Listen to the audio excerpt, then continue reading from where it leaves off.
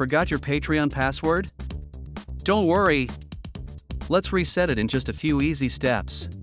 First, head to the Patreon website and click on Forgot Your Password below the login fields.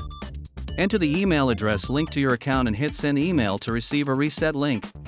Check your inbox. Look for an email from Patreon and click the reset link inside. Create a new password. Make sure it's strong. Then confirm it and submit your changes. You're all set. Log in with your new password and enjoy your Patreon experience. For your safety, consider using a password manager to keep track of your passwords securely. Enable two-factor authentication on your account for an extra layer of security. Regularly update your password, especially if you notice any unusual activity. Be cautious with your login details, never share them, even with friends. Stay informed about potential phishing threats to keep your information safe. With these steps in mind, you can enjoy a secure and hassle-free Patreon experience.